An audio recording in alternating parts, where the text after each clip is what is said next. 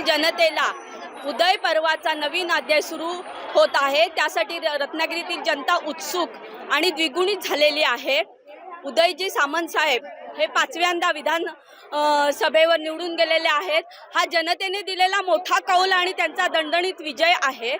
उदय सामंत यांच्या मते प्रदीर्घ असा कार्यानुभव, राजकारणातील कार्यानुभव आहे। त्यांचा राजकारणातील अतिशय सखोल असा अभ्यास आहे आणि त्यांचा प्रचंड आत्मविश्वास आहे की त्याद्वारे ते परिसरालाही सोनं करण्याची ताकद स्वतःमध्ये ठेवतात।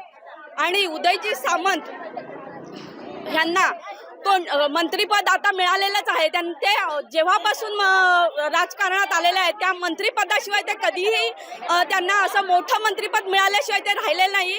कारण त्यांनी केलेले विकास काम कोकणवासियातील जनतेला पाहिलेलं हित हाच आहे आणि त्याच्यामुळेच ते प्रत्येक वेळोवेळी मोठमोठ्या मंत्रिपदावर जातात आणि आताही ते मंत्रिपदावर गेलेले आहेत। आणि मी त्यांना सदिच्छा संपूर्ण कोकणवासियांतर्फे सदिच्छा देते।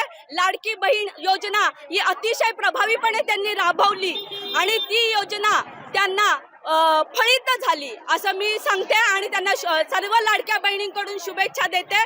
जय हिंद, जय महाराष्ट्र। इथेच थांबते।